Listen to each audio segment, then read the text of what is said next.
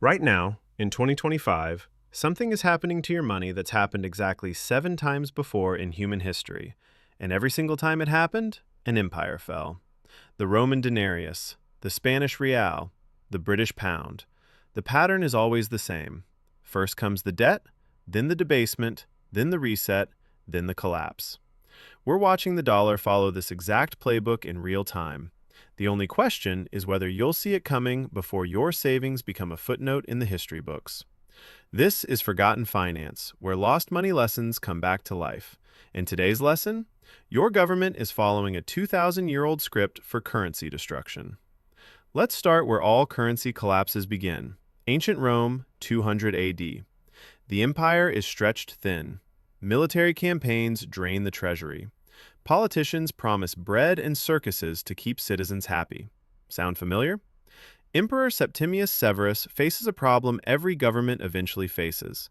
How do you pay for promises when you're out of money? He discovers the trick that would doom Rome and inspire every failing empire after it. He debases the currency. The denarius used to be 95% silver. Severus drops it to 50%. Then his successors take it further, 40%. 30%, until by 270 AD, it's basically a copper coin with silver paint. Prices explode. A pound of gold that cost 50,000 denarii in 301 AD costs 2.1 billion denarii by 337 AD. The currency reset wasn't a single event. It was a slow-motion train wreck that took 150 years. But here's what the history books don't emphasize. Regular Romans didn't see it coming. Year by year, their coins bought less. Year by year, they assumed things would go back to normal. They didn't. The Western Roman Empire collapsed in 476 AD, and historians point to many factors. But the currency crisis destroyed the economic foundation first. The pattern was set.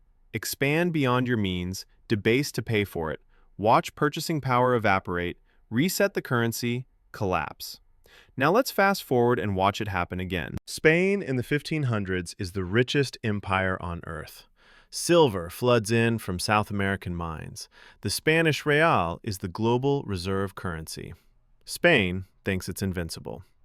But here's the trap. Having money and having wealth are not the same thing. Spain imports everything, manufactures nothing, and fights endless wars. The silver flows in and immediately flows back out to buy goods from other nations. By the early 1600s, Spain starts doing something desperate. They mint coins with less silver, but stamp them with the same face value.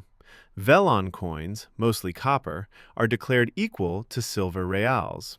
The market doesn't believe it. Inflation explodes. A currency that once ruled the world becomes a joke. Spain declares bankruptcy. Not once, not twice, but 4 times between 1557 and 1647. Each time they reset the currency, restructure the debt, promise it won't happen again. Each time, it happens again. By 1700, Spain is no longer a superpower. The lesson? You can't print your way to prosperity, even if you're sitting on a mountain of silver. Now let's talk about the British pound, the currency that replaced Spain's real as the world's reserve. At its peak in the early 1900s, the pound sterling is backed by gold, stable and trusted globally. The sun never sets on the British Empire. Then comes World War I. Britain borrows heavily. World War II forces them to borrow even more, mostly from the United States. By 1945, Britain is victorious but bankrupt. The debt-to-GDP ratio exceeds 250%. Here's where the reset begins. In 1949, Britain devalues the pound by 30% overnight against the dollar. In 1967, another devaluation. The pound that was once worth $4.86 in 1940 is worth $2.40 by 1967. The decline continues. Today, that same pound is worth about $1.27, and it's lost 99% of its purchasing power since 1900. Britain didn't collapse like Rome, but it stopped being an empire. The reset happened through devaluation, inflation, and a transfer of economic power to America. The currency crisis didn't destroy Britain, but it ended British dominance forever. Which brings us to today. The US dollar became the world's reserve currency in 1944 at Bretton Woods. The deal was simple. The dollar would be backed by gold, and other currencies would be backed by dollars. It was the most stable monetary system in modern history. Until 1971. President Nixon closes the gold window.